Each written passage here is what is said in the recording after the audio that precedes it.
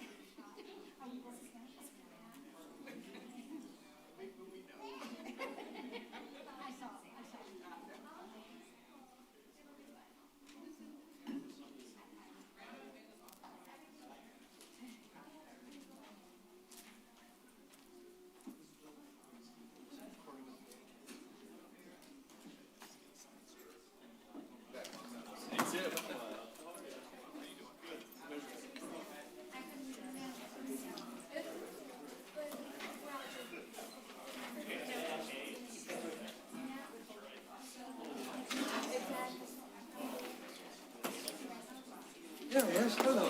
How's it going? All right. Good to see you. Good to be seen. Okay. You want to look over my shoulder? I'll give you mine. Okay, cool. It's kind of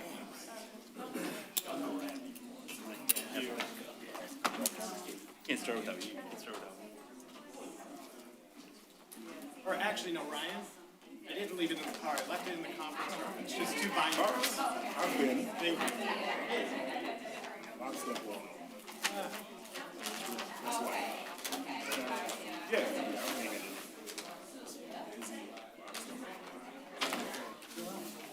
Yeah, we leave before early tomorrow morning. Oh, you got driver for it.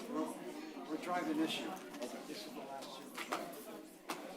So we're leaving early. We're going to only be You too? 6 days. Excuse me 1 second. I had a feeling of the same. Yeah, how you doing? Here, I'm gonna come down and speak. Harvey, do you want to get the invocation? Sure, yeah. How you doing?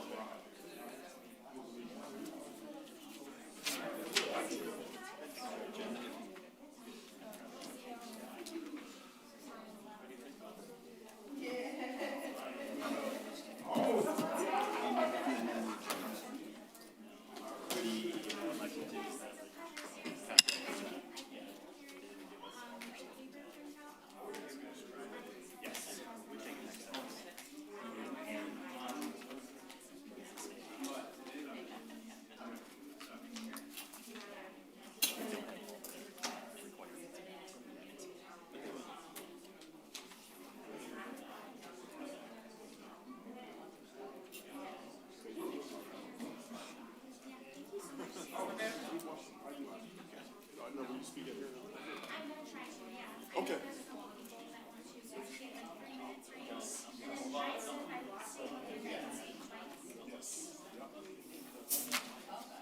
Sorry about that. My apologies. All right, thank you. Hello, everyone. We will call the, it's 7:03 right now. We'll call the April 7th, 2026 Eastpointe Regular City Council meeting to order. Would everyone please rise for the invocation given by Councilman Curley, followed by the Pledge of Allegiance. Oh, most holy one, once again, we come here tonight to do the business of our beautiful city. We ask that our hearts would be Belt. Here. Councilmember Shadlick. Here. Councilmember Scott. Here. Belt. Here. Councilmember Shadlick. Here. Councilmember Scott. Here. All right, approval of the agenda. I understand administration's recommending to remove new business item A because it's not ready. It's not quite ready for prime time, that's correct. All right. Would anyone like to make a motion to approve the agenda without that? So moved. Oh, sorry. Support, that's fine. All right. Please call the roll. Councilmember Baker? Yes. Councilmember Shadlick? Yes. Councilmember Curley. Yes. Mayor Kleinfeld? Yes. Councilmember Scott? Yes. All right. We'll start off with our presentation with Sarah Frederick for Rare.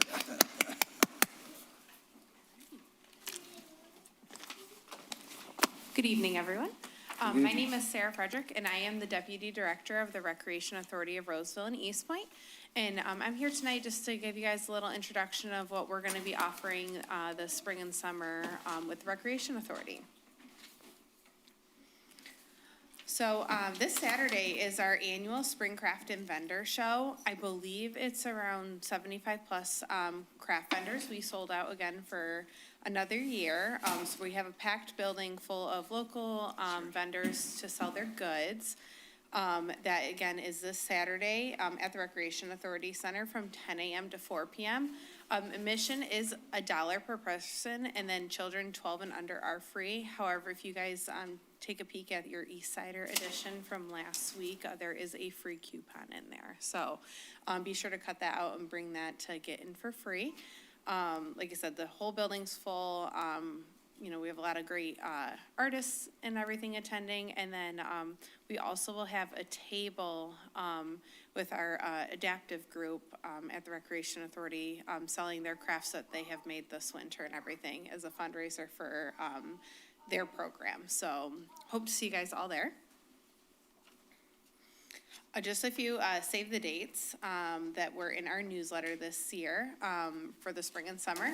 We have our Donuts with Grown-Ups on Saturday, June 6th, Family Nerf Wars on Tuesday, June 23rd, Pride in the Park on Thursday, July 16th, Movie in the Park, we're going to be featuring Wicked Part 2, and on Tuesday, July 21st, and then our Community Rummage Sale on Saturday, August 22nd.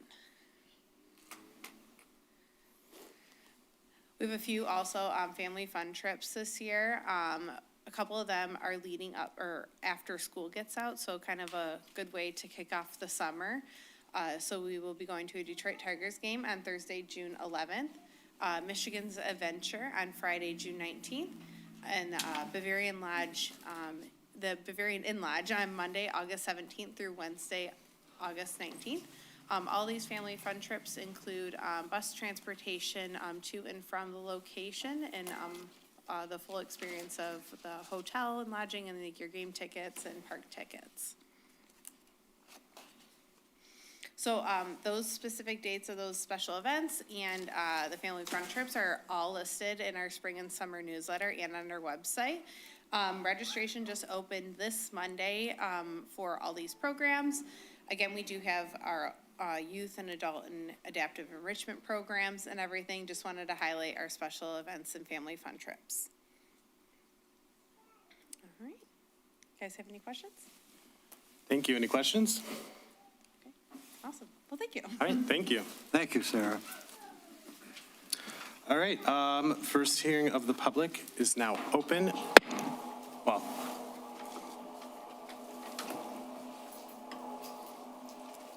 do something more for themselves or their families and have something that they can kind of look forward to as well, outside of just the day-to-day, business to business type things that a family would typically be doing.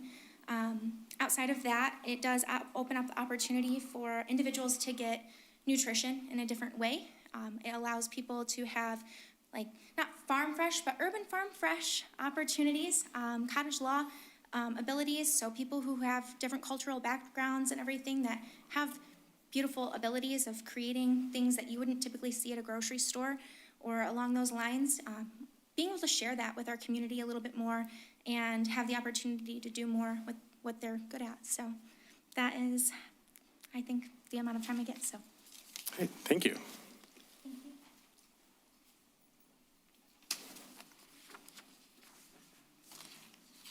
Anyone else wish to hear? Good Good evening, everyone. I am Joella Bush, the Executive Director of Gianna House, located in Eastpointe on the grounds of St. Veronica's Parish. And we service young women between the ages of 18 and 25 who are pregnant and homeless.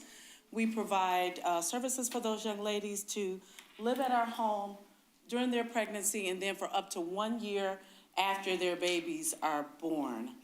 We also have a community outreach program that services over 200 families in the Eastpointe and surrounding areas.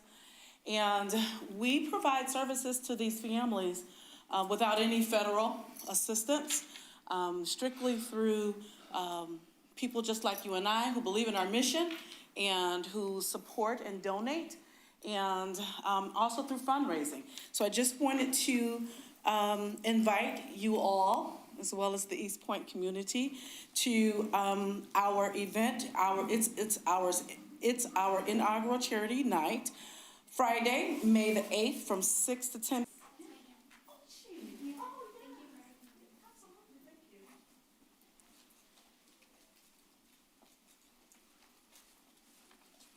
Good evening.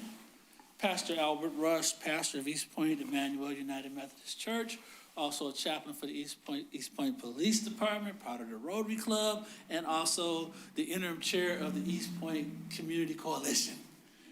I wear a lot of hats. But more than anything else, I love what I do, and I love being a part of this community. I've been living here for 14 years as pastor of Eastpointe Emmanuel United Methodist Church. But today I'm coming forward to you, as we've talked before, about an opportunity for our leadership to be with our community. The Eastpointe Community Coalition is going to have a Spring into Wellness Community Health Fair coming up Saturday, April 18th, 2026, from 11 a.m. to 2 p.m. There's flyers out there. It's health and preventative resources, interactive stations, take-home wellness materials. We have a number of vendors there to connect with about opportunities and things that's going on in our community. And making sure that those who do not know what our coalition is about, I want to Rob used to be the president of the coalition at one point in time. So our job is to connect with our community. And our mission is supporting the residents of Eastpointe and surrounding communities by promoting a safe, healthy, and substance-free environment, providing opportunities and education so that people can be able to make sure they're substance-free, how we have opportunities for substance abuse resources through our connection with CARE, also making sure that for those that do have drugs and initiative is what helps us with a safe and responsible way to dispose of unused or expired medications. This is what helps us prevent substance misuse. This is what helps reduce accidental harm with children and families.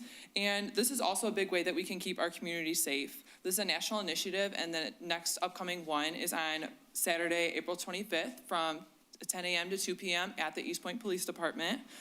During our last October Drug Take Back Day, we collectively gathered 22 pounds of unused or expired medication. So that just really speaks volumes to the impact of what this is. So this is a really great opportunity for residents to do some spring cleaning and take part in this really simple but really meaningful way to support your community and your homes and your family safely. And lastly, I would like to invite everybody to join us for upcoming coalition meetings. We meet every first Thursday of the month at 11 a.m. on Zoom. However, our upcoming May meeting, we're going to be meeting at 6 o'clock on May 7th at Pastor Rush's church, Emmanuel United Methodist. We're going to be having a potluck and celebrating all the great things our coalition has been doing in the community and planning for our times ahead. And we would love for the community, all of you guys, to be involved in that. So thank you. Thank you.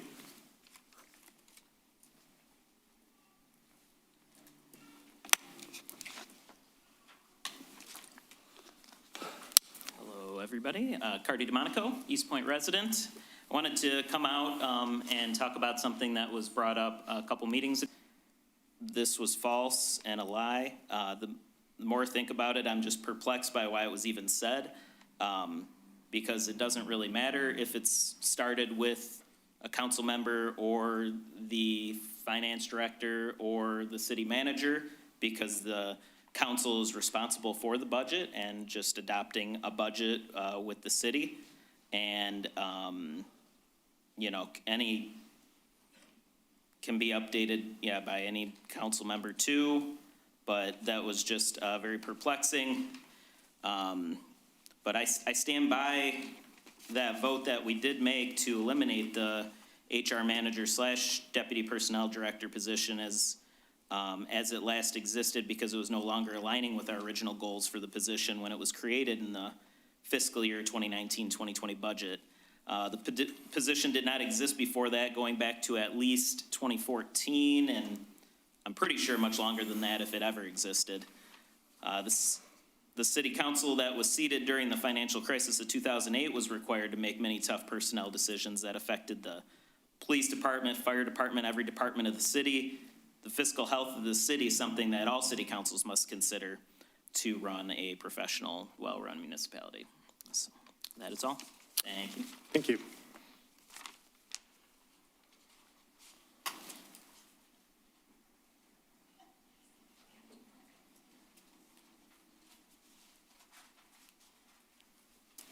Good evening, Council. Mary Hall Rayford, Eastpointe resident.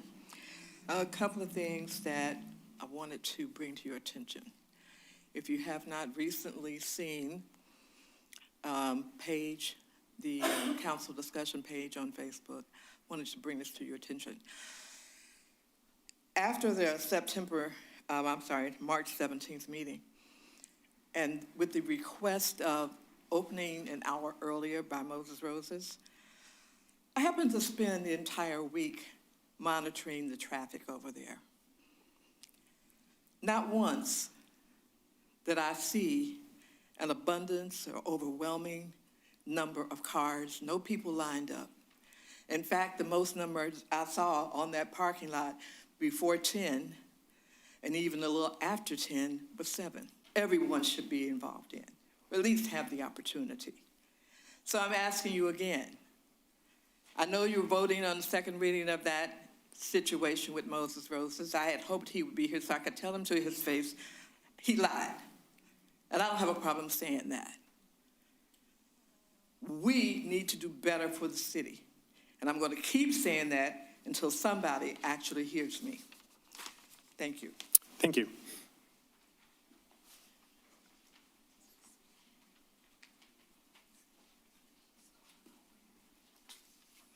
Good evening, Mayor and Council. First, of course, you know I am the person that was being talked about relative to being laid off as the former personnel director. I do recognize that this subject is on the agenda for tonight, but I would like to again request that the results of the investigation regarding the discriminatory practices of former mayor, city manager, Elkie Doom, be made public. There are several people with relevant information identified to the investigating attorney who were not contacted for their testimony.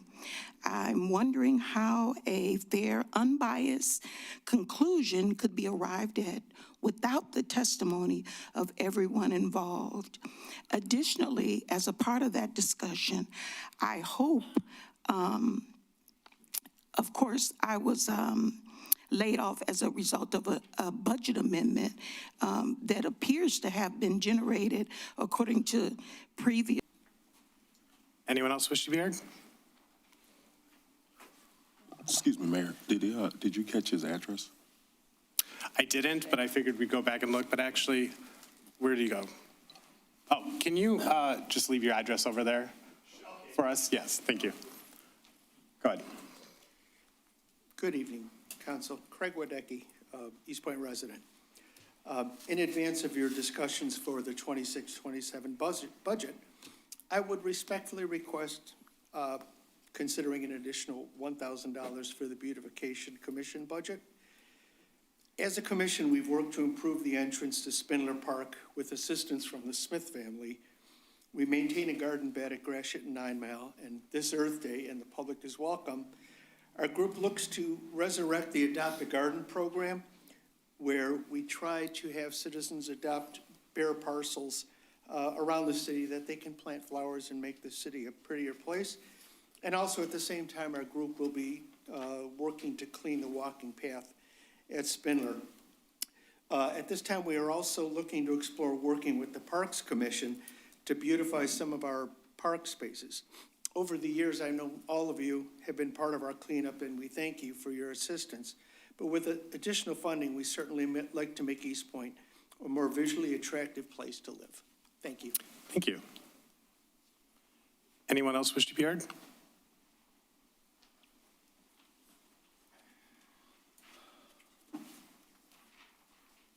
Good evening, Council. Mayor, John Solera, Kelly Road. Mr. Bloom, there's budget stuff on the agenda tonight, maybe for a further meeting, but I'd like to know if there's a water bill rate hike coming. I would also like to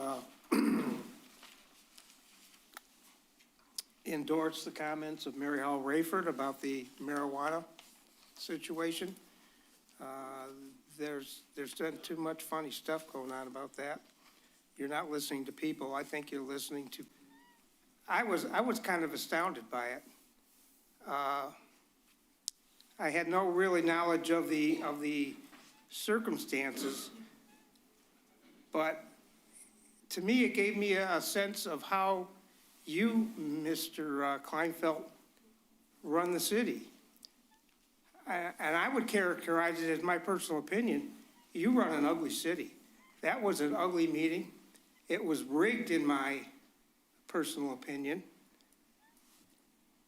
because it did not include, everything was around a vendor, a lawyer that somebody hired here that made a snap decision that everything was right.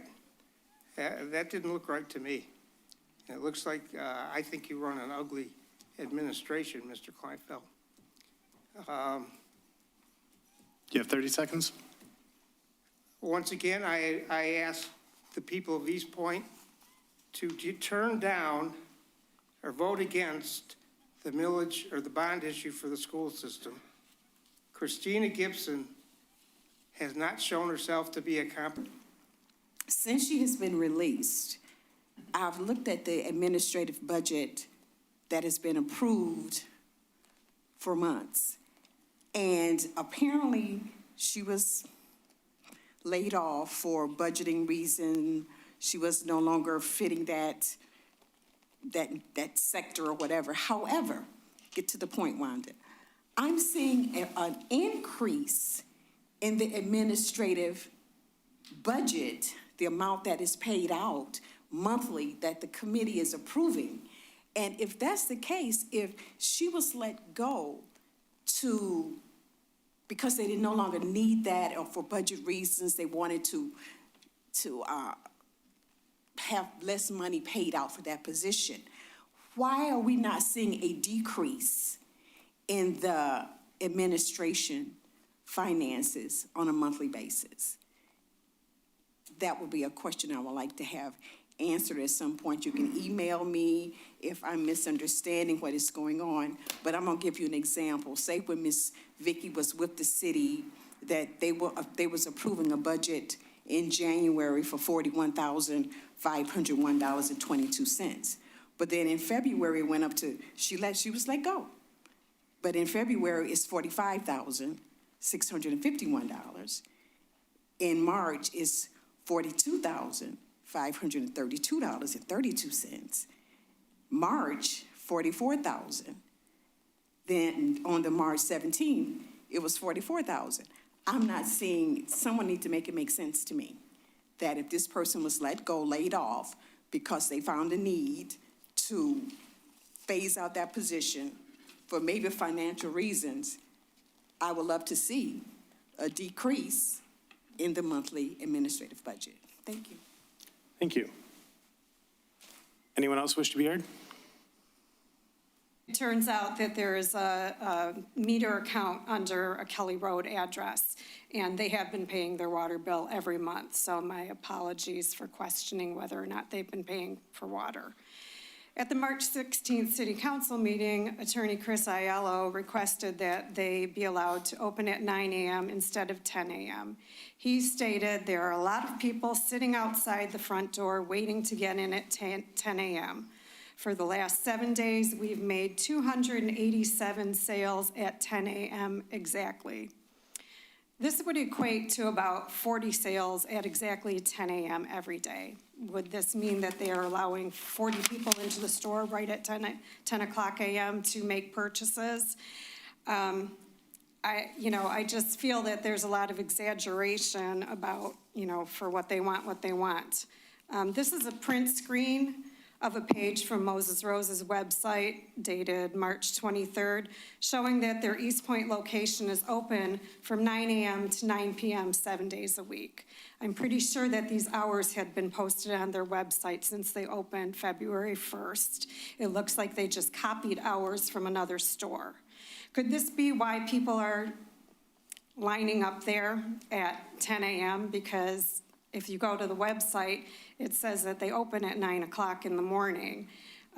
They don't have their hours posted on the big pole sign out front. I think that this may have caused some confusion. It's not that they're needing to open earlier, it's that people thought they opened at 9 o'clock because that's what's posted You have on their 30 website. seconds. Again, it's not so much the difference of an hour, although I think that we could maybe let them be open for a little while and see how they do before we start changing ordinances citywide. Just a thought, but I don't. More or less sometimes their own agenda. And I think we ought to be just thankful and glad to the Most High Yah that it wasn't suggested rather than 9 o'clock, 8 o'clock, or 7 o'clock as it was the previous time, even though they would just wanted to be open up at 9, that somebody didn't suggest let them be open till 8 o'clock instead. I believe that was by Councilman Maggie and what have you. And so I think we ought to basically paying closer attention to who these people are for and what they're voting for, how they're voting.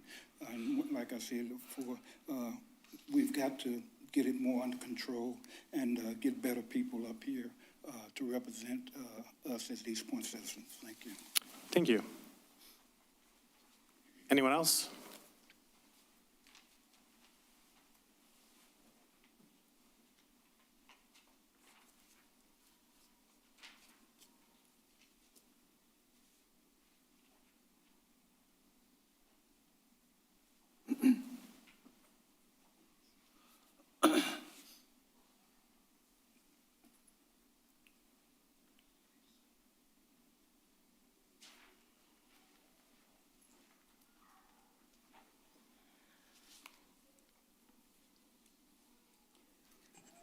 Karen Morajan, Section 84-4C, 1, 2, and 3, regarding rabbits is grossly inadequate. Domestic rabbits do not belong housed outdoors as it puts them in grave danger of being attacked by predators, whether humans, roaming cats, dogs, wildlife, and the ever-increasing presence of birds of prey. Rabbits are the third most abandoned pets at shelters and rescues. At the last meeting, Chief Haynes addressed that 3 rabbits froze to death, reproductive cancers, rabbit hoarding, illegal breeding of rabbits, slaughtering rabbits for human consumption or other food source. The RHDV2 vaccines are mandatory to prevent this deadly disease, causing them to hemorrhage to death. So follow Section 8-17A for the ferrets. Remove ferrets, put in rabbits, remove rabies vaccine, put in the RHDV2 vaccine. Raising and slaughtering rabbits for human consumption or other food source must be prohibited, just as it is under Section 8-6D4. It shall be unlawful to slaughter a domestic hen deemed as pets for human consumption or other food source. In 2007, when I bought my house, some jerk at the end of my block was raising and slaughtering rabbits for food. Animal control did nothing until PETA got involved. At the last meeting, no questions were asked about rabbits. None of you replied to my 3 emails You I have sent 30 to all seconds. of you. This tells me you have not done your research. You're doing an absolute disservice to the rabbits if you don't add these critical amendments I've just addressed. And where's the registry for criminals convicted of animal cruelty? Do better. If you don't, then you have no business retaining your elected seats. What you guys have done with this ordinance I emailed 2 drafts, a copy and paste of the dog ordinance. Thank you very much. I'm embarrassed for all of you. Thank you. Anyone else wish to be heard? Anyone else? Oh,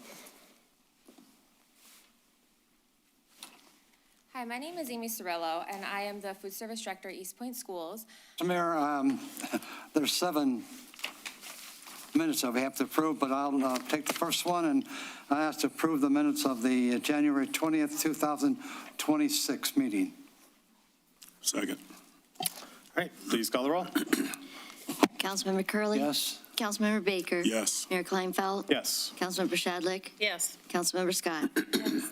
Item B, meeting minutes from February 3rd, 2026. I move Motion that, to approve the meeting minutes for February 3rd, 2026. second. All right, please call the roll. Councilmember Scott. Yes. Councilmember Baker. Yes. Councilmember Shadlick. Yes. Councilmember Curley. Yes. Mayor Kleinfeld. Yes. Item C, meeting minutes from February 17th, 2026. All right, I move that we receive the regular meeting minutes for February 17th, 2026.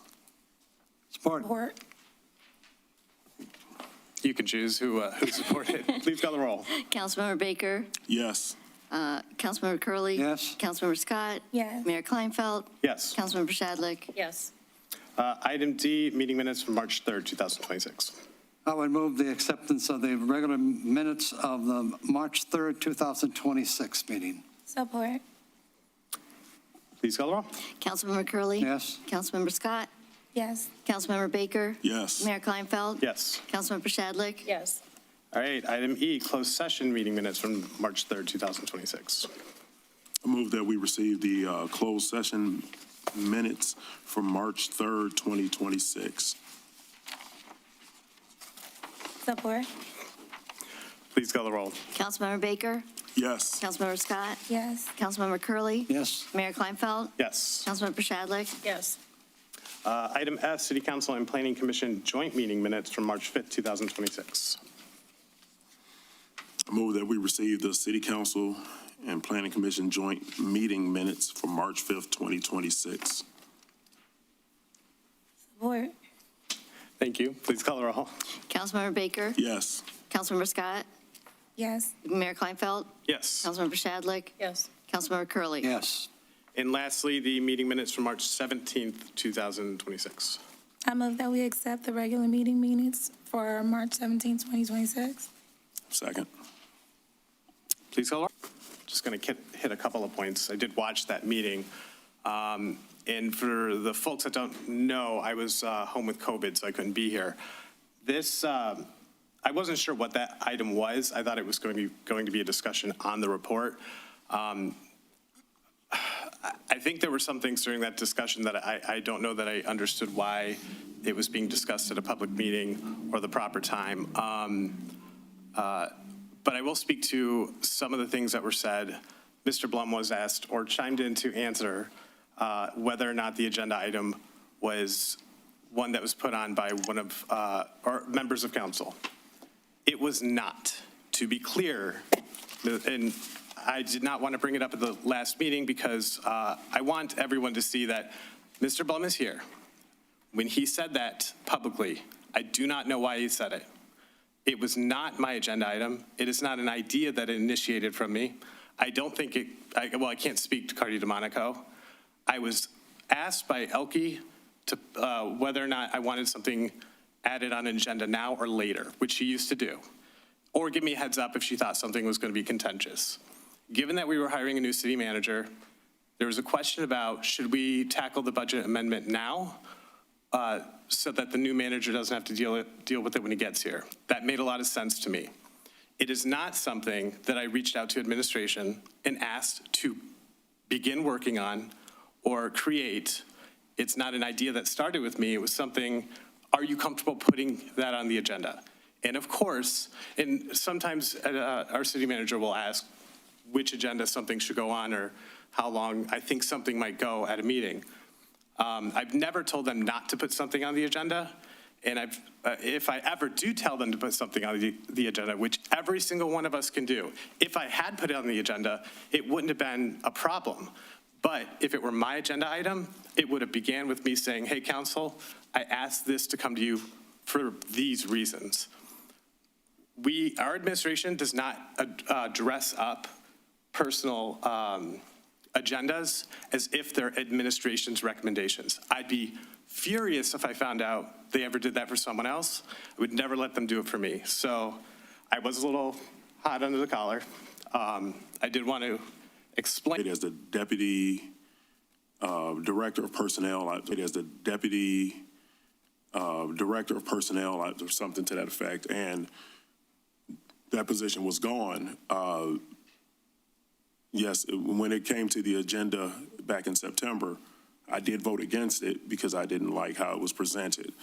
Coming from a background of over 25 years where there is an HR department, I have a different perspective about it, and I understand some of this may be discussion going forward, but just to give a little reasoning why it was an issue for me, and then why I wanted to look further into it. Again, it was just how it was presented, but also understanding the importance of, and this is not to say that no one else understands the importance of HR, I'm not implying that, but from my perspective, understanding the importance of an HR position, it is to make sure that things are being done fair and that employees are protected. And so that was kind of really where I sat with it. And I understand that she had other responsibilities on top of that. As far as what was stated at the hearing of the public today, that someone's being paid $50 an hour to do it, at the time of that meeting, several meetings ago, I was told that someone was filling that role temporarily. So I think that this is something, and maybe this will be, whether it be today or within the next couple, at the budget meeting, I think that's something that we have to address or look at, because if the role is being filled, there's more questions that I have about it. You know, of where we went, where, you know, why certain actions took place, and then where we are now, or where we're going forward. But in fairness to our city manager, I did not ask that ahead of time. I didn't know that I would hear that today. So, but I think that's something that we should consider for one of our upcoming meetings or during our budget workshop. But that was pretty much it. I asked a lot of questions back then. I mean, just several meetings ago when I first put this on the agenda. And just out of, like I told you, out of the spirit of being fair for you, because you weren't here, I don't feel it was my place to try to speak for you or against you or in any, you know, in any capacity, but that you should have that opportunity to come and speak for yourself, to say what your perspective is or what your actions either were or were not. In regards to that, this was not put on as an action item, but I think within our upcoming meetings, there may be some things that we need to look at in regards to this position, and it's, you know, wherever it goes or doesn't go. So, but I don't know if anybody else had any questions. I'm not trying to monopolize the conversation, but yes, it was my item. And just in the spirit of being fair and to try to get some answers to see how things transpired, that's why I wanted it on. And I didn't know if that anybody else had any other questions or if administration wanted to address what was stated just at hearing of the public about the employee being paid supposedly to fill that position. I won't speak to that. I will speak. I just want to be sure that as the minutes reflect, they were just approved from March 3rd of this year. The role that was filled temporarily was not that role. Okay. It was a separate role. It was an administrative assisting position. All the HR decisions are made by myself and Assistant City Manager Kim Homan. That's as it has been since I began. So the role that was filled, the role that was filled is completely different. Doesn't make HR decisions. It does posting and filing. Okay, and I guess just to give a little clarity as to why I asked is because it was also stated that Brianna's position had some HR responsibilities. Nope. And, well, no, no. It's several meetings ago that it came out in one of these discussions that she did some HR functions. I'm not going to debate it back and forth, but Do we need to? I don't need to, but I mean, in all fairness, I do have the mic right now. In all fairness, and I'm not trying to tell you what your employees are or are not doing. I'm just recalling what I heard over several meetings. I've looked at the ethics board meeting. I've looked at more minutes than I care to really sit and elaborate on going back. I understood that she was being trained in some capacity by Vicky prior to you coming here. And so when this person came in, that's where, and I was just trying to explain where, whether we call it confusion or misunderstanding, where that came from. It was not trying to say who's doing what specifically. I don't work here 8 hours a day, and so I'm not trying to tell you who's doing what, but I'm just explaining of why I had questions because of what I recalled. And so if this person that was temporarily filling a position, which you guys said could be done for 90 to 120 days, there was some speculation as to what that end date was, then that's where more questions came into place for me. So that's all. All right. Did anyone else want to speak on this issue? All right. Well, we'll move on to reports from administration. City Manager's report, Mr. Mattis. All right, couple of things cooking. Spring has sprung. There's lots going on. I'm sure you've seen the Michigan State tree of the orange construction barrel. 'Tis the season. Lots of things planting and sprouting up. We have lots of contracts and things that are underway as well, so those are starting to bloom. Lots of contract negotiations that are getting started. So your next meeting agenda, you'll see a closed session to discuss strategy related to that. So that'll be on April 21st. And then you'll see several contracts for things like services coming up in the near future as well. We've been doing lots of collaborating with neighbors on a couple different projects, which is exciting. I'm learning lots, and it's been great to dive into those things. I was also at training and missed our last meeting and had a very good experience with the Michigan Association of Municipal Clerks. It's a mouthful, but a very good time. We had an opportunity to talk about the police and court building earlier today. It is headed to bid soon, so you'll be hearing more about that project, as well as several road projects headed to bid. And then last, I wanted to highlight a couple of grants. We had a fantastic fellow. Rui Zerbel has been a godsend to the city of Eastpointe. She's helped in lots of ways and continued some projects and built some projects. We received a couple of grants that I wanted to touch on. The Next Cycle Michigan Seed Awards. Eastpointe is one of only 30 organizations to receive this award. It funds a recycling improvement project that you'll be hearing more about in the near future. We'll be having some workshops and things related to that to encourage recycling for all of our residents and stakeholders. And then we also received a second grant from the Michigan Recycling Coalition. That we are one of only 50 municipalities to receive that award. It'll fund some education and outreach efforts around recycling and composting in the city. So you'll see more about that. Some of that information is on the table just outside the door, but we look forward to getting those programs going and continuing those efforts that Rui started. She did a great job. She's headed to greener pastures, but she's in Italy right now, so ciao Rui, and we appreciate you. That's all for me. All right, thank you. Any questions? All right, we'll move on to Finance Director's report. Mr. Blum. Yes, good evening, Mayor and Council. Before this meeting began, I sent out an email with the line item budget with all of the footnotes. That's for your perusal over the next 5 weeks or so and get prepped for the May meetings. And that is all I have for this evening. I'll have a brief comment during budget, so. All right. Thank you. Any questions? And thanks for sending that out. I was, going to ask for it if you didn't send it out, so for anticipating that. City Attorney's report, Mr. Albright. Thank you, Mayor and members of council. I wanted to touch on the hours of operation by Moses Roses. City administration was informed back on the morning of March 24th that they were advertising the hours as 9 a.m.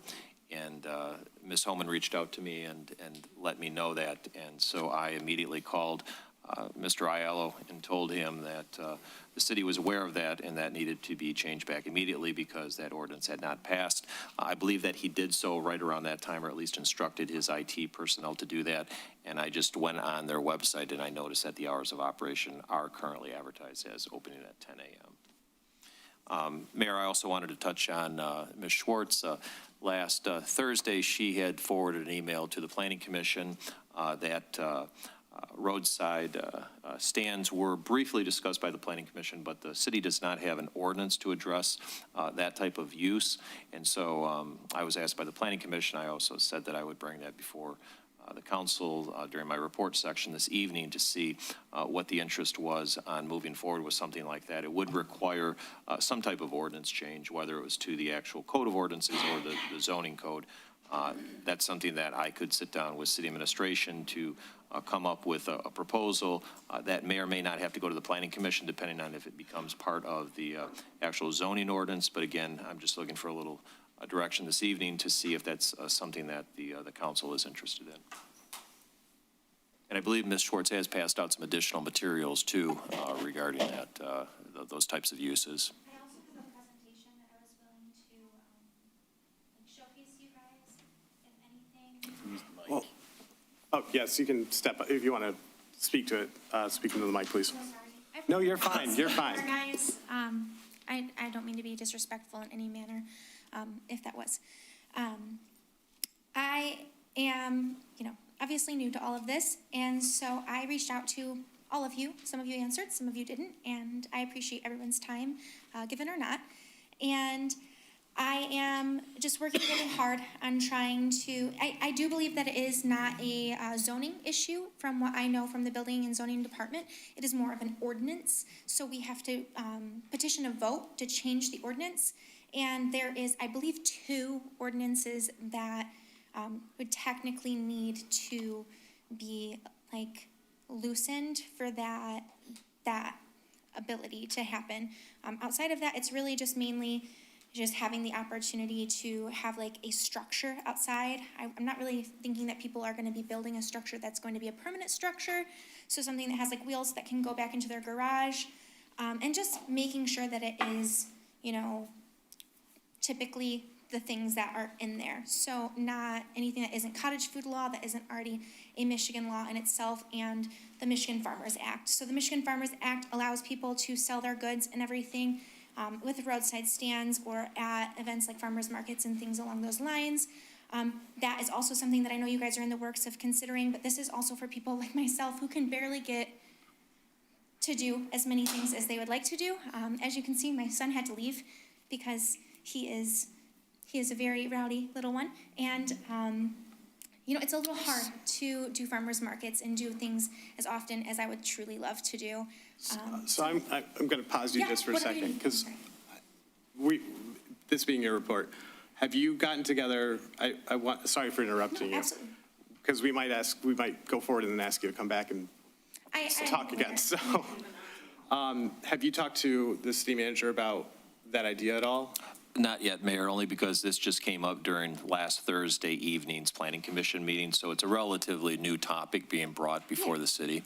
And did planning request for it to be sent to us or anything, or just casual conversation? It was more casual conversation, and during the meeting, I indicated that I would certainly, forward a copy of Ms. Schwartz's email to the council, which I did, and I believe that there's some additional materials that she also has too. The PowerPoint is actually with you guys up front. It's just not, it's in a printed version. So there's the ability to see it. Rob Baker has it.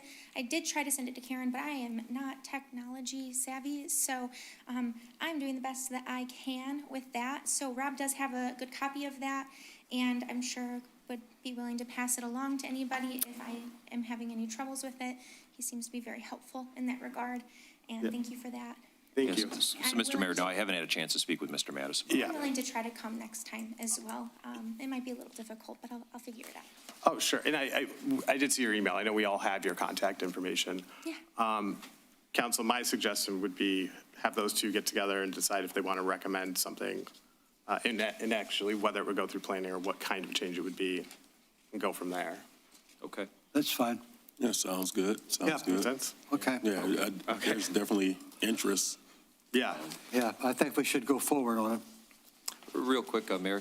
Ms. Schwartz, are you aware of any other communities in Michigan that allow? Many. Many. Many. Do any come to mind just off the top of your head? Even just Rochester, there's women on TikTok that I actually have listed in the actual email PowerPoint. There is people that do it in general, in our general backyard area type deal, as well as all throughout the United States. Okay. So this is a very big change, but I'm trying to do it respectfully within our city's ordinances and stuff, because I do believe that this would not only obviously help myself, but help many others as well. And it's really not just about just me. I want more people to be able to be involved in this too. I'd love to be able to visit their stands and see what they have to offer as well. Okay, so the city of Rochester, Michigan? Yeah, Rochester, there's people that are doing it. I know that Madison Heights, there was a woman doing it. Some people are taking like old entertainment centers and they're putting wheels on them and more doors and stuff, and they're putting like baskets of the things that they're selling from their garden, from their farm uses, from their cottage law bakeries and stuff. And there is proper formatting for that as well. Like Michigan cottage law, you have to have an obvious statement that this is not like, regulated by the Food and Drug Administration and stuff as well. I'm going to suggest if you have more follow-up questions that you follow up after the meeting. I will. I really appreciate you. I've been working on this for weeks, and I am sorry that this is not what you want to hear. I just really appreciate your time. It's okay. No, we appreciate it. I think at this point, do you have anything else? Other than council's in receipt of our monthly status report, I'm happy to answer any questions. Thank you guys so much. Thank you. Does council have questions for Rich? No. Okay. Okay, thank you. Thank you, Ken. We'll move on to, we removed item A. Item B, second reading and adoption of ordinance number 261256, amendments to Article 8 animals. Did anyone want to make a motion? I would move to give second reading and adopt ordinance number 26-1256, amending Chapter 8 Animals, Article 1.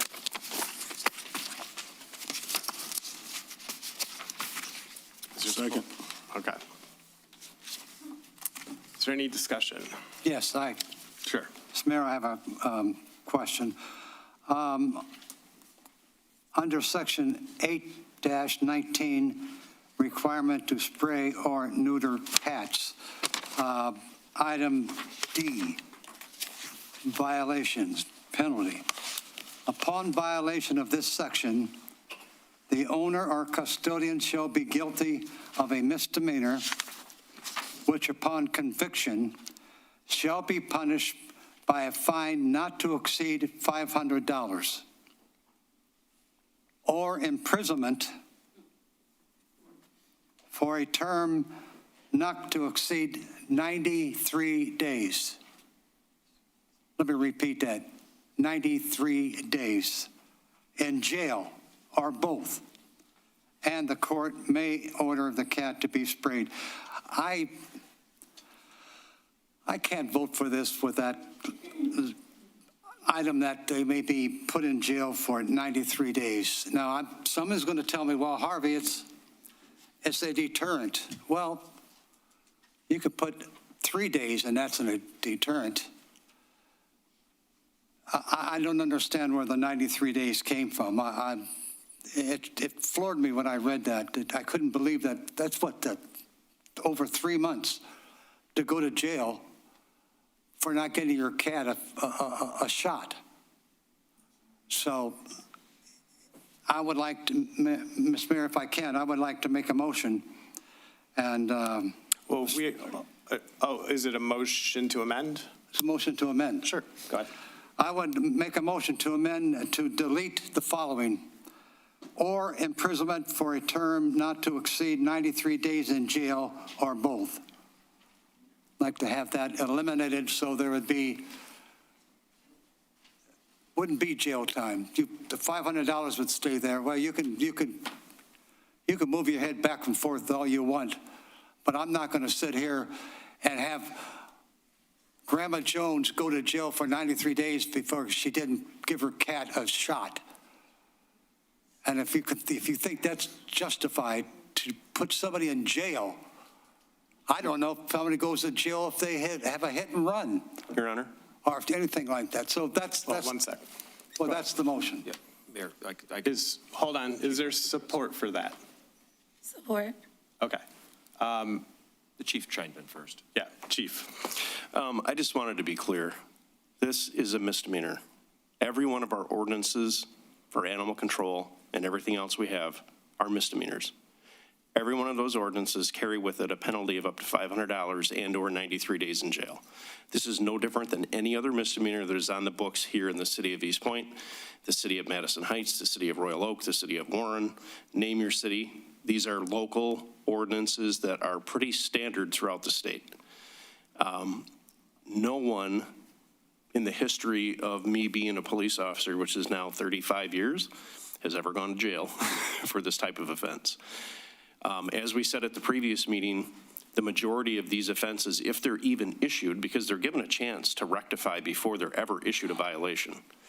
If they are issued a violation, it goes in front of the court, and we have our city attorney here that will probably state the same thing, but they will go in front of the court, and as long as they have complied or they are given more time to comply, the ticket is generally dismissed with a small fine.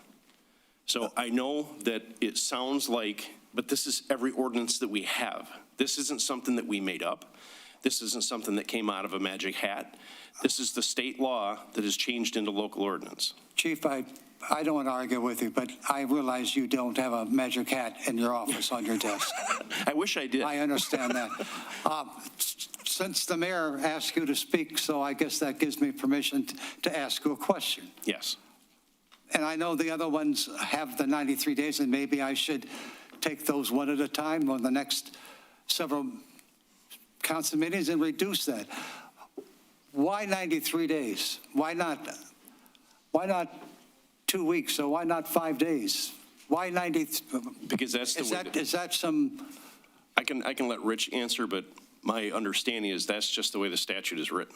And that's what we're adopting as a local ordinance, and that's what all the local ordinances, that's the standard fine and or jail time. It's not something that we can just change. When you say jail time, that just gives me the creeps, particularly for the offense. So, I mean, that's just, the motion's on the floor. I haven't got I did get a second.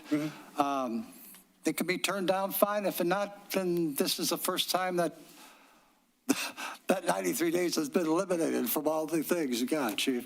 So, go ahead.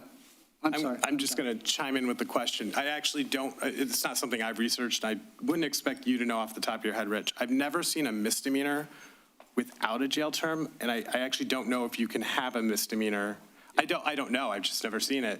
I know 90, 93 days, and a year are the typical benchmarks for a misdemeanor. Basically, what separates a civil infraction from a misdemeanor. Civil infraction is not a crime. It carries with it just a penalty of a monetary penalty, whereas a misdemeanor can carry both a monetary penalty and a term of jail not to exceed 93 days. And what it does is it gives the judge at a sentencing, assuming the case goes through the process and the defendant is either found guilty or pleads guilty, the judge at sentencing then can take a lot of different factors into consideration, such as if this is a repeat offense, did the person do it and was warned and they just ignored the warnings? And so it gives the judge the discretion to just issue a fine, to put the person on probation, to hold a term of jail not to exceed 93 days. For instance, the judge could say, okay, well, I'm going to give you 10 days in jail, or the judge could hold that jail term in abeyance, meaning that I'm going to place you on probation, and if you violate any of the terms of your probation, you're going to get the 10 days in jail. So what it does is it limits the judge from not giving a sentence beyond the 93 days. So the jail time can be anywhere from 1 day in jail not to exceed 93 days. The fine can be $10, but it can't exceed $500. So that's why that's in there. And that's in practicality, that's how it works. And again, in doing this now for 29 years, I've never seen any of the judges over in the 38th District Court give somebody a jail sentence for something like this. Not to say that it couldn't happen, but I've never seen it. I guess I would lead in my next question is with a civil infraction. I don't typically deal with those. So is it necessary for it to be a misdemeanor for the court to have enough jurisdiction to order like other conditions like neutering and stuff? Or is it just a fine? Does it need to be a misdemeanor to enforce? So do you understand what I'm saying? I do. Well, if there's any violation of this ordinance, the judge can order that person to comply with the ordinance. Otherwise, they could get another. If it's just going to be a civil infraction, they could get another civil infraction, and they could get a civil infraction every single day. But having it a misdemeanor gives them a little more, I can order you to do this by the state. It puts more teeth in the ordinance, yes. Okay. Mr. Mayor, if I may, Yes. I just want to elaborate here on something. So the spay and neuter is not a shot. It is to help fix the animal so that we're not running into a hoarding situation. Unfortunately, as I mentioned at the last meeting, we have had a hoarder of over 100 cats. Yeah. Macomb County Animal Control just dealt with 84 cats. I now have been made aware of a new possible hoarder in Eastpointe. Oh. Now, the problem with that is that they're just reproducing. Those finances fall on the taxpayer dollars. That also falls on our animal control to either euthanize those animals that are too feral to be adopted out or find rescue placement. So it's to help eliminate this process that we keep having to continuously battle. So that's why I'm urging to have a spay and neuter ordinance to involve cats, because they should be. Otherwise, we're going to continue facing financial hardship here real soon. We're also. I have absolutely no problem with any of it except the 93. You so sounds like you're trying to, you misunderstand what I'm saying. I have no problem with what you're doing or what you need to do. Yeah, we're just mimicking the same ordinance as the dogs and the state law, state statute. Uh-huh. Yeah. So I think my position for tonight's purposes is I will probably vote against the amendment, but I'm actually in favor of the general idea of decriminalization and removing jail time. I would want to know first whether or not it can be a misdemeanor with no jail time. I guess I would want to do the research on what would that look like to change it without taking the teeth out. Because I agree, I don't think we should be typically using it to lock people up.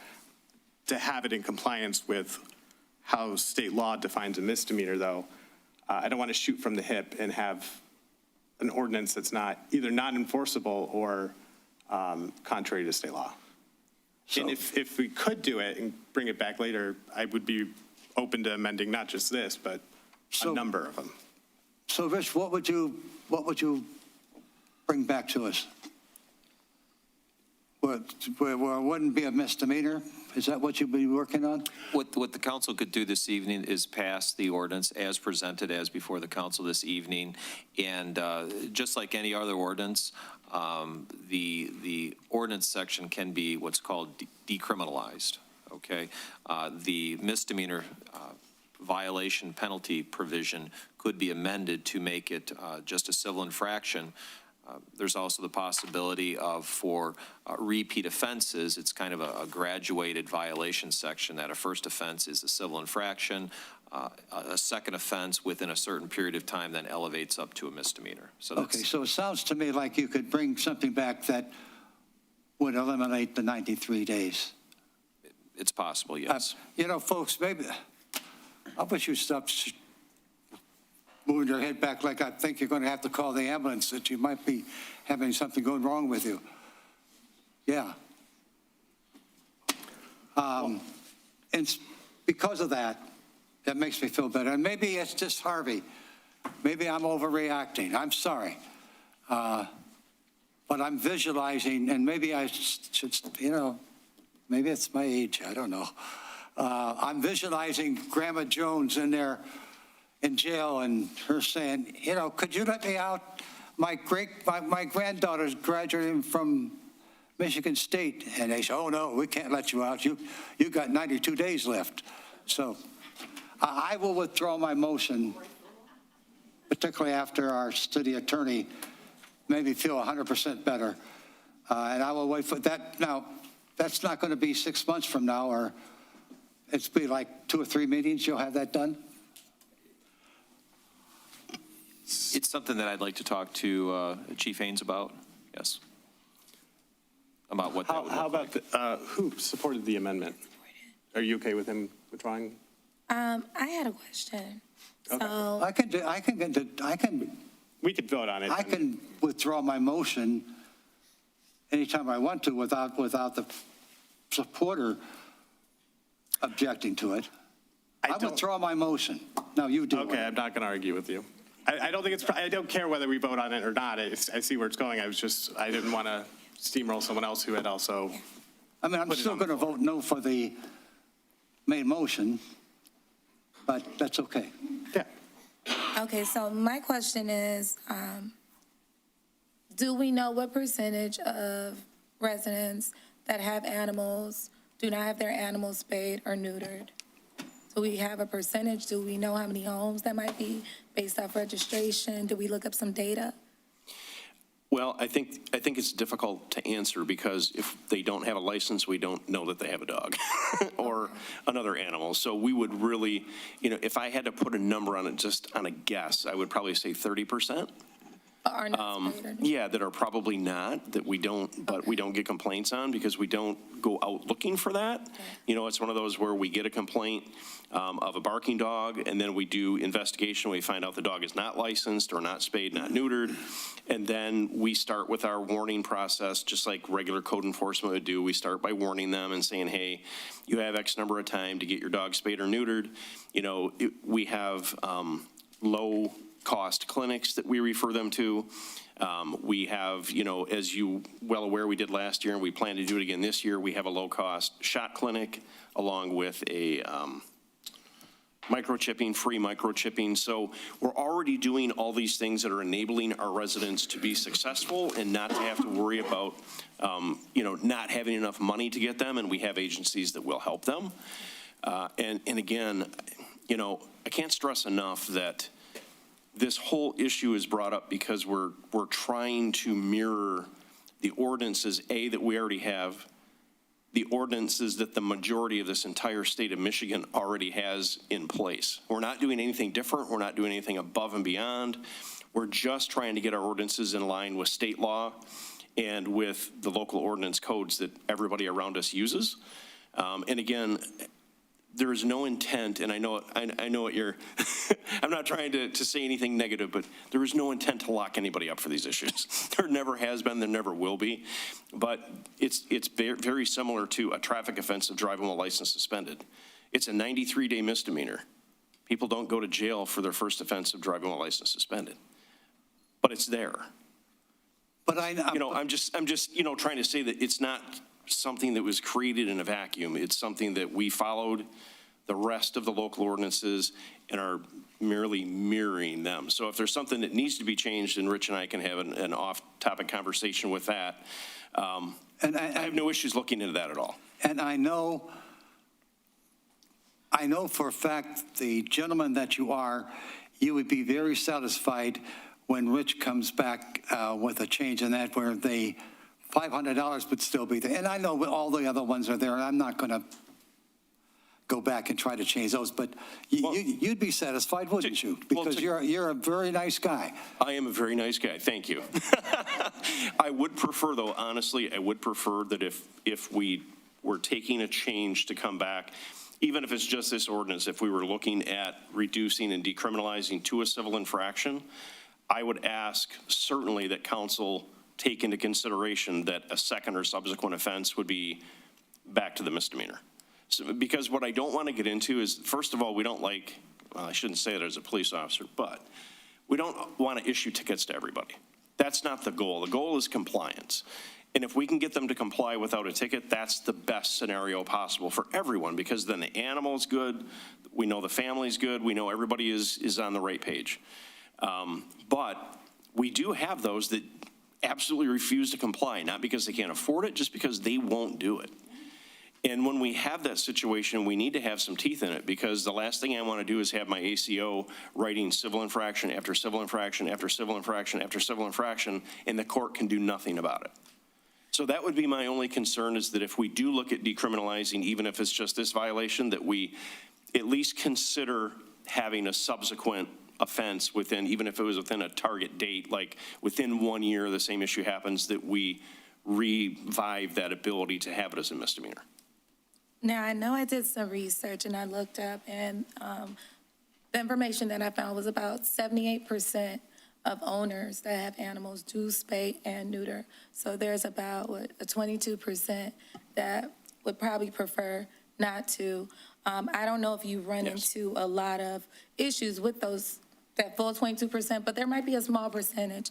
Now, some owners may not want to be mandated to spay or neuter their animals. So I think we should kind of consider maybe only the owners who, I guess it would be like animal cruelty issues, that we have evidence that can be supported to actually place this violation on.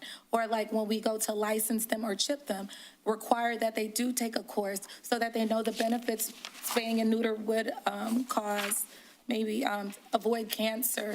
And I know there's mammary cancer. Some of that research I found, so kind of look at some other options without mandating and giving them some wiggle room, because I think that 22%, some might be opposed to it. Well, and I think you're right, and I think we're probably out of that 22%, we're probably only talking about 3 to 5% that are the problems, right? So those problems are the ones that we need to have heavier enforcement action for. But then you do have, out of that 3 to 5%, you have a couple of percent that want to be breeders. And we don't want the breeding occurring in the city, because then you come up with the kenneling, and you come up with all these other issues, that we have happen. So that's why we just need a little bit bigger bite into the law, if we can work that out. But you're right. And out of that, the 30% that I mentioned, I would say, and Ashley, you can correct me if I'm wrong, but we're probably talking maybe 10% that even get a ticket to begin with. And those of that 10% that get the tickets generally go to court, and they end up with some kind of a settlement. They are able to get their dog spayed or neutered, and then we move on, and it's done. It's, again, I can't stress enough, it's about compliance. It's not about jamming people up with fines and tickets. Mr. Mayor, if I may. Sure. Ordinances are for those who are causing problems. If there's no problems with the cats, with the dogs, ACPD is not called to the house, they're not going to be regulated.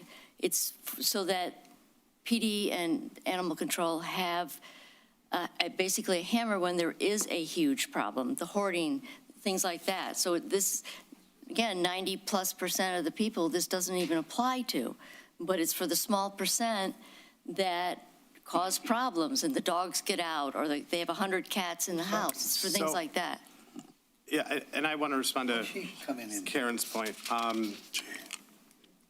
The requirement, as I read it, only requires the requirement only applies if you have 2 or more cats of the opposite sex, where you're keeping them in a situation where they're exposed to a likelihood of breeding. So I think it's okay to keep that in there. I mean, if you have 1 cat or something like that, you don't have to alter your animal.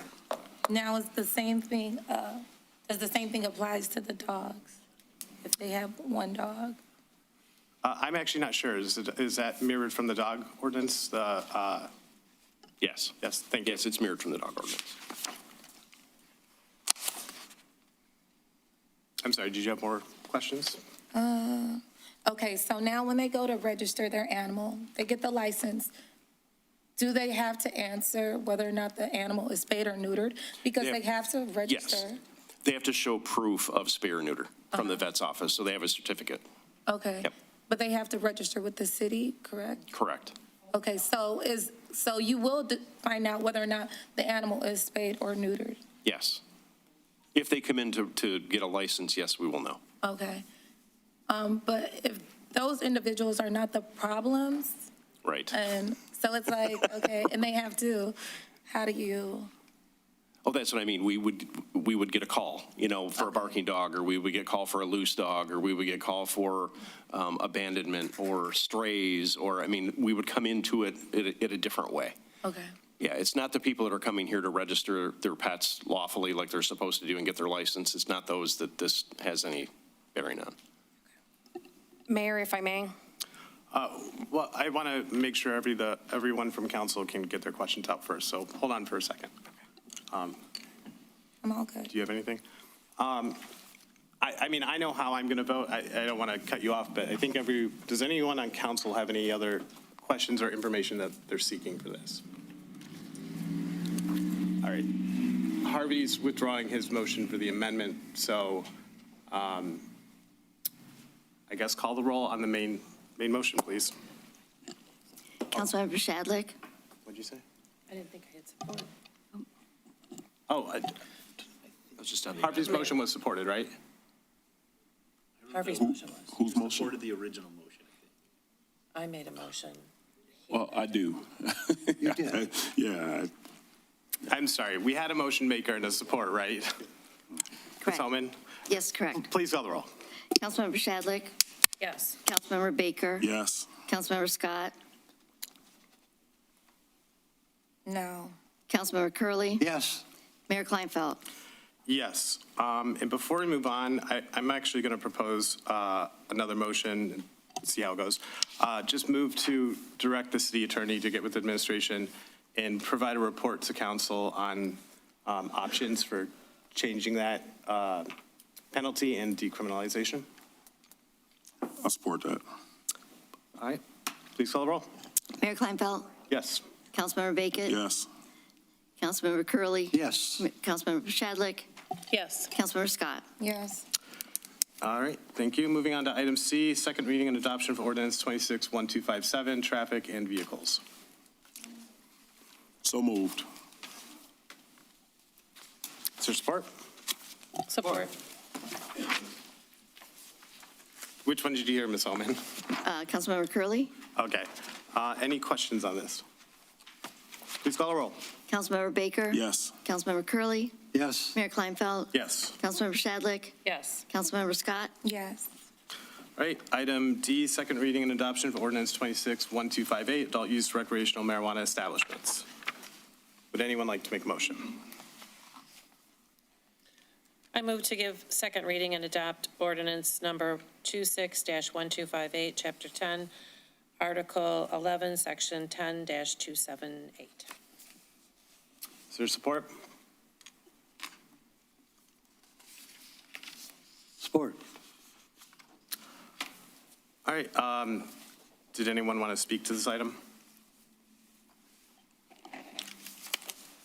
I just want to respond to something from the hearing of the public. I think that knowing that they were advertising early and probably just had people showing up because they thought it was open, I think that's probably what was happening, not that there's people lining up at 9 a.m. for this. I think I probably said it the last time, I don't have a strong feeling either way on this. If we were opening earlier than when the schools get in, I think I would have an issue with that.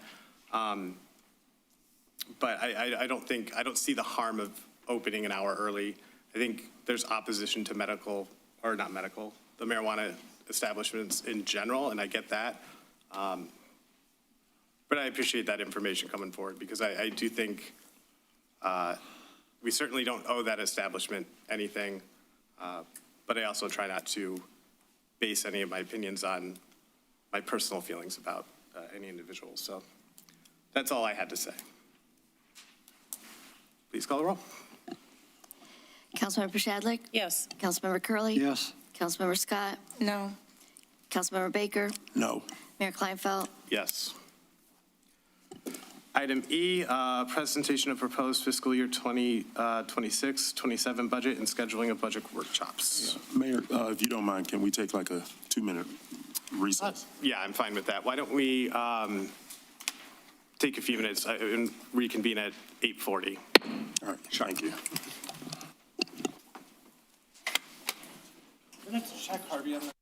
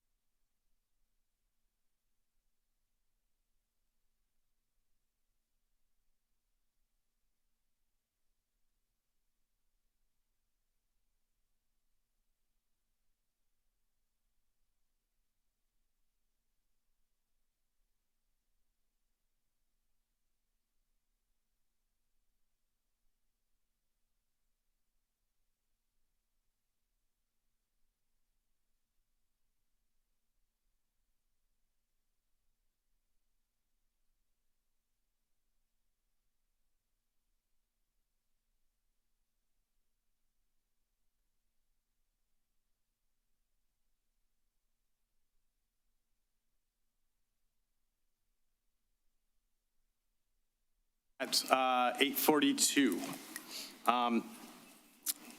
All right, so we are moving on to, item E, presentation of proposed fiscal year 2026-27 budget and scheduling of budget workshops. I guess, would you like to speak to this? I can speak to it briefly. This is the first pass, so council received yes. Sorry, I'm looking for the page. Well, would anyone on, oh, you have? I would move to schedule a public hearing on the proposed fiscal year 2025-2026 budget and tax rate to support the budget for Tuesday, June 2nd, 2026 at 7 p.m. and direct the city manager to publish all required notices of the public hearing. Thank you. I'll second. All right, please call the roll. Councilmember Shadlick? Yes. Councilmember Baker? Yes. Councilmember Curley. Yes. Mayor Kleinfeld? Yes. Councilmember Scott? Yes. And I just wanted to state too, we talked earlier, we essentially canceled our May 5th regular meeting because there's an election that day. And we have the 2 workshops the following week. So if there are business items that need to happen that would have happened on the 5th, we can call a special meeting for the 12th and start a little earlier, or do the 13th. We'll be together a couple times there, or we can punt things to the following regular meeting. So looking forward to all this fun and excitement in May. All right. On to item F, introduction and first reading of ordinance 26-1259, fiscal year 2026-27 appropriations and tax levies. So moved. Support. Thank you. Please call the roll.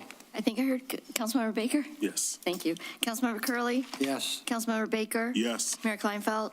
Yes. Councilmember Shadlick? Yes. Councilmember Scott? Yes. All right, item G, schedule public hearing on proposed 2026-27. Oh, that's okay. That's why I was confused. I was like, I don't see that. It was 2 items down. Okay. Yeah. So, moving on to approval of resolution 26, 2015 library millage renewal, proposed ballot language. All right, the Eastpointe Memorial Library is seeking to renew the current millage. So I motion to approve the resolution number 26-2015, approving the ballot question language for the Eastpointe Memorial Library millage renewal proposal. Support. All right, please call the roll.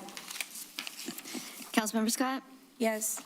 Councilmember Shadlick? Yes. Councilmember Baker? Yes. Councilmember Curley. Yes. Mayor Kleinfeld? Yes. Item I, approval of award of master plan contract for the Eastpointe Memorial Library. Would anyone like to make a motion? I would move to award the Eastpointe Memorial Library Master Plan Contract to MCD Architects of Farmington Hills, Michigan, in the amount of $20,800. Support. Any questions on that? Please call the roll. Councilmember Shadlick? Yes. Councilmember Scott? Yes. Councilmember Baker? Yes. Councilmember Curley. Yes. Mayor Kleinfeld?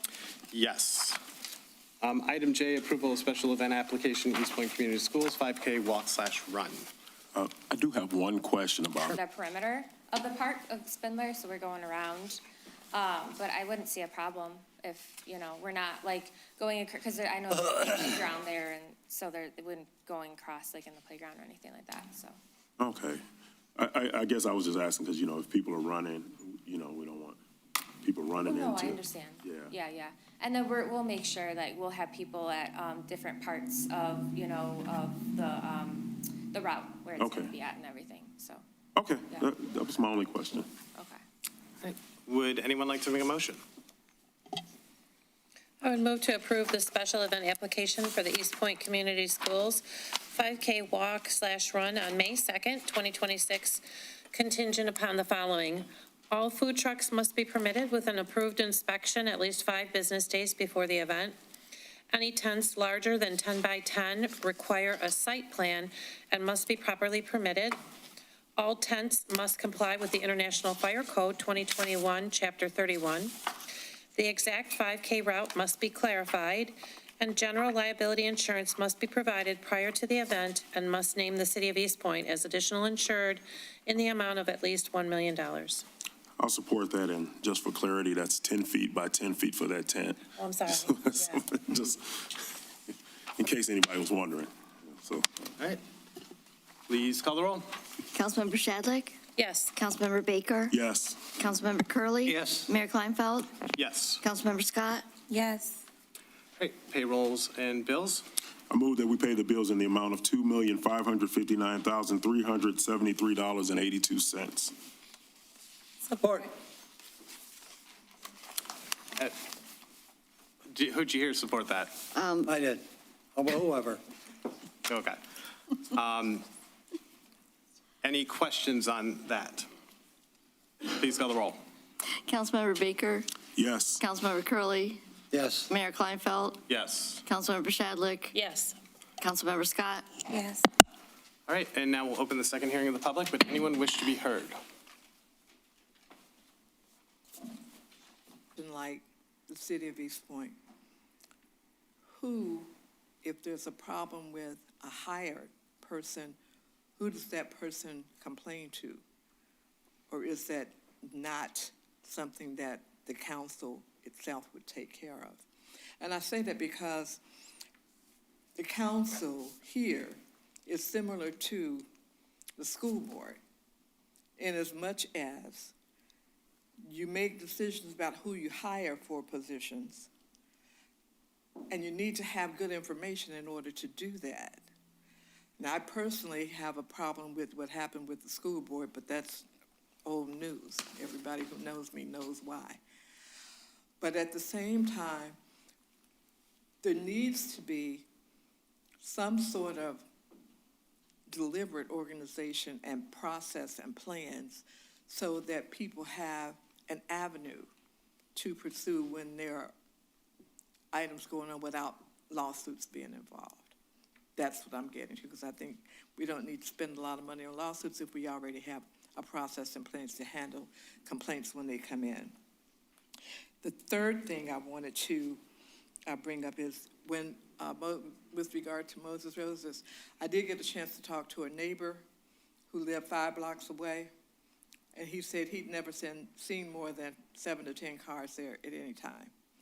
So once again, I'm saying, before you make decisions, know, collect the evidence, the documentation, that there is truly a need. We should have 30 not seconds. be in a position. Did I go over my time? No, you have 30 seconds. Whether it's absolutely needed. And that's not my point, because I think that's the practical thing. Approach to things. Thank you. Thank you. To second on the roadside stands, I know that you guys were talking about doing farmers markets. As a mom, obviously, I'm a very busy person right now, and I do have experience in that work with just running events and finding vendors and finding the right things. I would be willing to help in any regard. You guys do have my contact information, and I would love to see that in our city. So I would volunteer at no charge to help that become a thing in our city. I just believe that we have that opportunity to really give back. And even if I couldn't be present, I know others that would help as well in our city. There's a chef here. Her name's Chef Tammy, and I know that there are many others that would love to be able to volunteer some of their time to make sure that their city has the opportunity to do something along those lines. So if that's something you guys are ever actually interested in moving forward on as well, then I hope that that is something that we can. And thank you guys for all of your time. Thank you. Anyone else wish to be heard?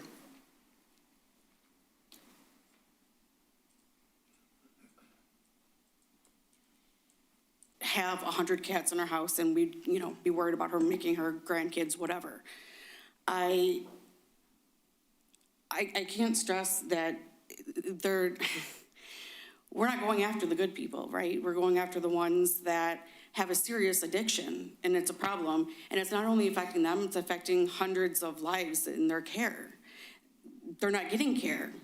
They're putting them in situations where they're sick and they're filthy, and it's disgusting for the human and the animal. And then there's nonprofits like mine cleaning up the mess. I think that that is punishable. Thank you. Thank you. Anyone else? Thank you, Council. Just real quick, on behalf of the Library Commission, thank you for the approval of the ballot language and the approval of the contract for the library, one of the hidden gems of this city. Thank you. Thank you.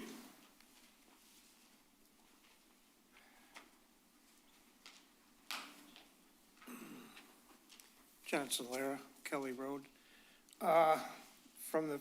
From the earlier rare presentation, I'm dead set 100% against any pride in the park garbage. I do not. The LGBT community represents no more than 1 or 2% of the population, and I'm not even sure if it's just a campaign event for Mr. Kleinfeld. I don't know. There's no reason for that for 1 or 2% of our population. Mr. Bloom, I believe I direct this to you. I did get a tax increase of $100. Not much, right? $100 ain't much. But my house is not worth more than I can sell it for. I don't believe my house went up a penny. And my house built in 1957, I could probably put $30,000 in it, lickety split, talking about roofs, furnace, water heater. So you guys, it's just based on computer stuff. You put stuff in the computer, you get it out, adjust for inflation and raise people's taxes. This animal ordinance is beyond the pale to me. Super woke stuff. I mean, if you got problems with breeders, you got people with too many cats, you got people who abuse animals, you write a ordinance for that purpose. Somebody keeps an unvaccinated cat in their house and there's no call, there's nothing, then just forget it. You don't need that kind of an ordinance. And once again, speaking on that meeting for ethics, I think it was really detrimental to you, Mr. Kleinfeld. I got to really say that it looks like you run an ugly ship here. I don't know what you're doing. And I advise the attorney, my own personal advice is that when you get the suit, what you're going to get, I'd just settle immediately, because you get a sharp pencil lawyer, take a case like that to court with a $90,000 salary, you could be paying $1 million judgment from a jury. Thank you. Anyone else?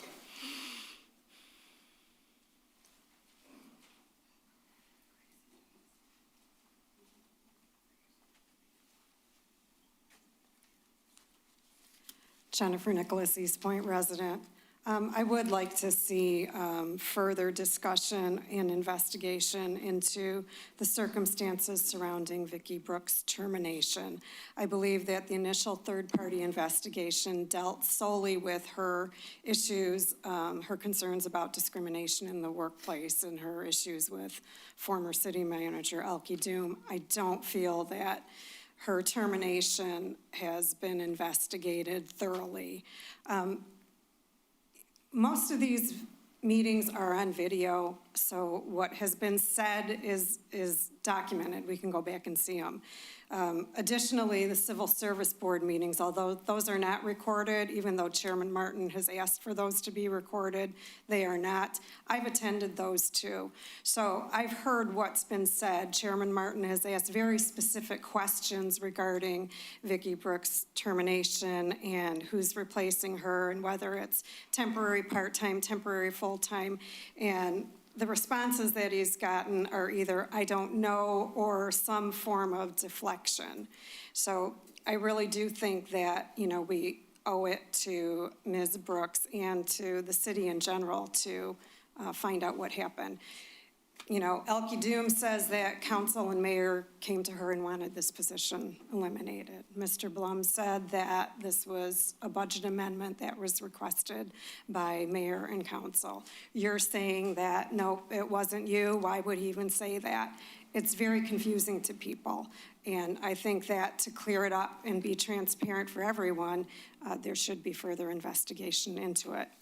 As far as Moses Rose's hours, yes, they did change it to 10 a.m. 52 days after they opened. So I don't know if it's a matter of just carelessness or sloppiness that they had hours of 9 a.m. to 9 p.m. since February 1st, or if that was their intention to try and give a reason why they needed to be open an hour earlier. Mayor Kleinfeld, I understand your position on it. You have said you don't care if they're open till 11 p.m. or midnight. You don't care if they're open till 9 a.m., 10 a.m. Makes no difference to you. I don't, no offense, but your opinion on it is You have 30 not seconds. what your role is. We've got summer months coming up. I'm sure that people are going to be out and about more. They had only been open for a month and a half before they wanted extra hours again. Now, we don't even know how they're operating. Their position as far as what Mr. Bloom has said, so it looks like now that the ball is back into Mr. Bloom's hand in regard to his statement against those two. This situation is not going away and what have you, because it looks real bad in regard to how it's been handled and what have you, and especially as was just stated and what have you, it's confusing, and there's a lot of shift changing and what have you. He said, she said, and all that. So we need to get to the bottom of it. When we made mention of due to the animals, I'm not totally clear and understanding what's the difference between a license and having a license and being neutered and spayed and what have you. When we had a judge here in Eastpointe, Carl Birds, I believe is how you pronounce his name, who practiced a pay or stay situation and had to be many times opposed by the ACLU, as well as the federal government had to step in and say how unorthodox and how unlawful and constitutional-wise his practices was, but it didn't stop him. And he was in office as a judge until he retired, and that's what more or less due to senile for 12 years. And many people, some in here today and everything, knew about this guy being nutty as a fruitcake and what have you. So there's many statements online and everything where it shows that he sent people to jail for dog license, for jaywalking, seemed like anything that he could do. So I wouldn't be surprised if neutering and spade wasn't one that was involved in it as well.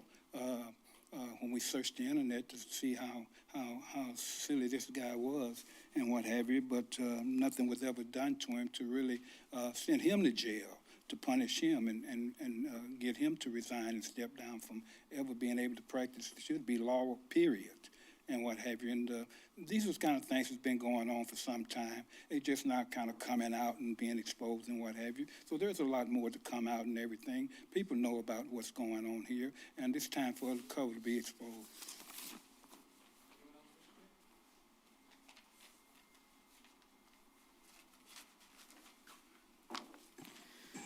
You've once again failed miserably to do right by the rabbits and protect them. All of you. You have a duty to prevent rabbits, just like you did with the backyard chicken ordinance, to prohibit them from being slaughtered for food or other food consumption. You didn't do a damn thing to put that in the ordinance. You failed miserably by ignoring spaying and neutering rabbits to prevent hoarding, illegal breeding, and reproductive cancers. This isn't about if they'll develop these cancers if they're not spayed or neutered. It's about when. You failed miserably to protect rabbits by mandating the RHDV2 vaccines to prevent rabbits from hemorrhaging to death. You chose instead to go the sixth grader route. You know, when you didn't do your homework, so you decided to copy off your classmate and hand that in as your completed assignment, thinking the teacher would just be none the wiser. This was lazy. You failed to do your research. This is just so abhorrent. You clearly do not understand, nor do you care about the specialized care that rabbits required. And you disgustingly just proved that in this pathetic ordinance you just passed, and copying and pasting the dog ordinance for rabbits. Rabbits are not dogs. How do you not get that? Turning to other items, follow protocol. If somebody is not on the agenda to give a presentation, don't invite them up for all this back and forth. It doesn't show the rest of us respect when we're limited to 3 minutes during our public comment periods. You also do not conflict. Ordinances don't conflict with state law. When you do that, not only are you violating state law, and then you want to decriminalize, you want to take away the discretion from the judge. I don't think Judge Galen would appreciate that, especially how much she loves animals. And last of all, Councilman Curley, don't you ever disrespect me like that again. Every single one of you are bound by the preamble and the charter. If you don't like what we have to say, that's too bad. You wanted this job. You don't get to attack us. We're exercising our First Amendment rights. If you don't like me shaking my head because you're just doing something that, no, people break the law. They need to be held accountable. But you don't get to attack me or anybody else.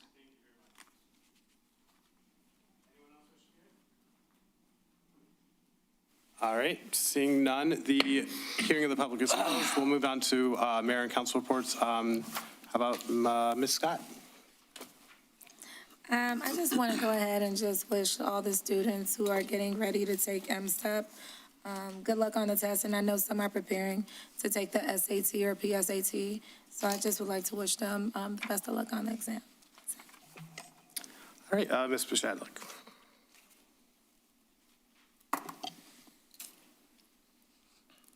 I have a couple of things that I'd like to clarify first with respect to that animal ordinance amendment, with the animal ordinance motion that was passed. I just want to clarify, because I think there may have been a little bit of confusion. This wasn't for shots for the cats or the animals. An example is that we're trying to prohibit or restrain the breeding of the animals. So if you have a male and female cat, one of them should be neutered or spayed, is what the point of the whole thing is. As for the misdemeanor penalties, I think that's ultimately up to the judge whether or not she would assign, those types of penalties. It's always at the judge's discretion. I'd like to thank everyone for coming forward and speaking at the hearing of the public. Everyone was very passionate tonight. I listened to everything that you had to say. I hope that you are not discouraged from coming forward. I do want to acknowledge a couple of people who came forward. Lisa, about the animals, thank you so much for your rescue of those animals. Very kind of you and very necessary. We appreciate that kind of compassion in our community. And I'd also like to welcome Brittany at 1 p.m. They usually have a luncheon, and they also have like some other activities going on. Adopt a Garden will be there, so we'll be doing that if you're interested in that, as well as I believe Arts and Cultural Diversity Commission will be there as well. So we'd love to see everybody on that day, and that's all I have. Okay, thank you. Councilman Curley. Thank you, Mayor. First question, and I guess that would be the finance minister. I agree with the request about increasing the beautifications budget by $1,000. When would I respond to that or talk about that? At the May budget meetings. At the May, okay. Yep. Because they do fantastic things, and they can't do a lot of the things without funds, so I'll bring that up then. Secondly, a 10 Mile Road at Hayes, it's terrible. You can hardly drive on it now. And I guess the question would be, has the administration written a letter or called or set with the county commissioners about when are they going to do it and why are they going to wait? Yes, we've been advocating for that. It is on their program, I believe, for 2027, and we've insisted that it be sped up and that it happen sooner, but we have not gotten very far in those conversations. I hear you. Our county commissioner, Lucido, is the only one of the 11 that is trying to push that to have that happen as soon as possible. Maybe they need a picture of what the road looks like. Send it to the chairperson and say, this is what it looks like. And, you know, I'm almost convinced now we're going to almost have to have a sign there saying, slow your speed down because things are going to happen. Or these potholes brought to you by Macomb County Road Commission. Yep. I don't have a passport, and I don't have my original birth certificate. After 89 years, God, it's probably whatever. Yeah, and I vote by mail. Millions of other people in this country vote by mail, don't they? And unless our people in Washington turn this request down to make it almost impossible to vote, there's going to be an awful lot of people that's going to be disappointed. So if you agree with me that you need to call your senator or call your congressman, do so. If you don't agree with me, that's okay. You know, this is America. We still have rights, although not as many as we did 2 years ago. So just do what you think is right. If I got a little heated tonight, I'm sorry.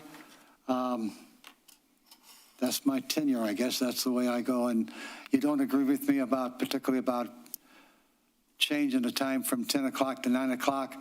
There's nothing mysterious about it. I did it because I thought it would be okay. I didn't get a brown envelope. I'm not going to go to Vegas for free. I did it because that's what I thought. And people want to disagree with, that's okay. But don't go any further than disagreeing with us. And I'm sorry that I yelled at you, shaking your head. That was out of line. So I'm publicly putting that in the minutes that I'm sorry that I did that. It was stupid and it hurt you. It hurt you. And I didn't think about it at the time. So I'm sorry. That's it, Mayor. Thank you. Councilman Baker. Thank you. I don't have much tonight, but I want to thank Ms. Swartz for coming out. And she and I did have an opportunity to talk a few weeks ago, and I received a call, and I actually was able to call her back and heard about her idea, and I think it's very interesting. And I did come up here. I was able to talk with Ms. Holman, our assistant city manager, about it. Mr. Mattis, he was away out of office that particular week, and so there was conversation. She was excited about it, and told me that I was okay to let you know that she was to try to give them substance-free activity and just encourage them to come out and hang out and do some things that didn't involve substances and try to promote a substance-free agenda. And I think that's a wonderful thing. I've done a lot of volunteer work in the city, and I can't tell you how many times, like even with Gleaners, we would open up car doors, and sometimes the first thing you smell is marijuana. So I do support what that coalition does.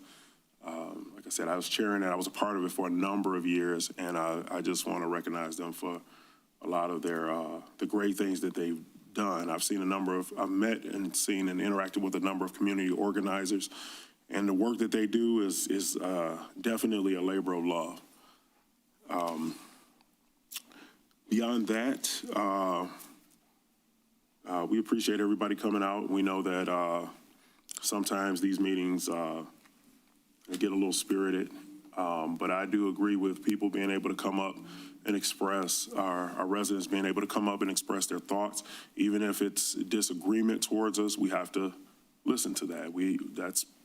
Those of us that sit up here, we have to subject ourselves to that. We have to listen to what you have to say, even if it's criticism against voting, against things, the decisions that we make at this table. But that's all a part of serving this community. So with that, that's all I have. Thank you. I like to see how many people came out tonight. It seemed like maybe because it was a long agenda, it's kind of a packed audience. I look forward to the budget discussion. I think when it comes to the positions, Ryan's the one who has to assess how he wants to run his administration, and basically his job is to come to us and ask for money to do it. And so I think the discussion that people are curious about will be coming up soon as we kind of see what decisions we're going to make to fund the city manager's office. In terms of sort of the conversation that took place when I wasn't here, I hear people saying it's confusing, and I agree with that. When I was watching it, I thought it was confusing. I didn't think it was necessarily an appropriate conversation because it was sort of different people having opinions on what they talked to different people about before an agenda item was put on. I did not understand the purpose. Any one of us can put an item on. Administration can do it themselves. I can't deny someone's right to put an item on the agenda. If all of council disagrees with it, we can take it off the agenda publicly at a meeting. So I think I would like people to think about the fact that it was put on the agenda. There was a report, there was information presented to council. Council is the one that voted on that item. The fact that the confusion that gets brought up with trying to determine, I guess, who had the idea first or something, I didn't understand it because it just creates confusion, and I would never, if I disagreed with how an agenda item went, bring it up at a subsequent meeting to have a discussion and then start asking administrators which council person you talk to as if they have to answer for that. Everyone can talk to administration and gather information. And I don't think it's my position to grill them for doing it. I think they have the right to do that. I encourage them to do that. And so nothing nefarious happened, but I did think it was confusing the way the conversation was presented. So I just wanted to kind of put that out there because there was comments about further investigation. There's not been any allegation or something specific that's been highlighted that needed to be investigated. When a complaint was brought up, that's when we said, hey, go investigate that. Of course, if information comes to us that needs to be investigated, I think we would follow that lead and do the right thing. So I just kind of wanted to say my 2 cents on that regarding my feelings on just how the information comes out and how I know it looked to the public. I wasn't pleased with that myself. So that's all I had. Motion to adjourn? Go to closed session. Oh, I'm sorry. Motion to go into closed session.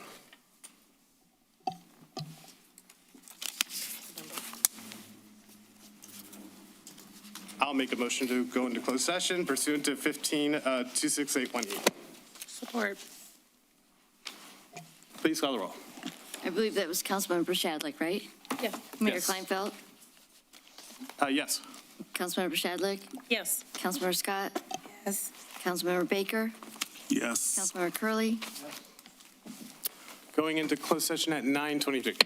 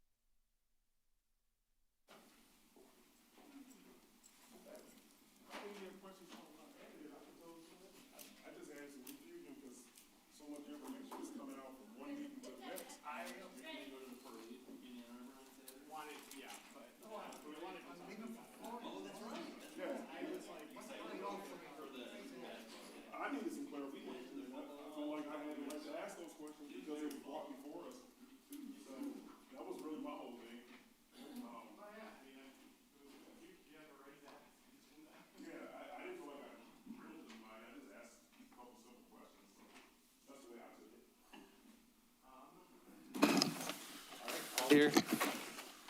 We are back in open session at 9:33. Is there a motion? I would move that we approve the city attorney's recommendation with respect to the pending litigation to extend the time from September 30th, 2026 to December 1st, 2026. Or Please call the roll.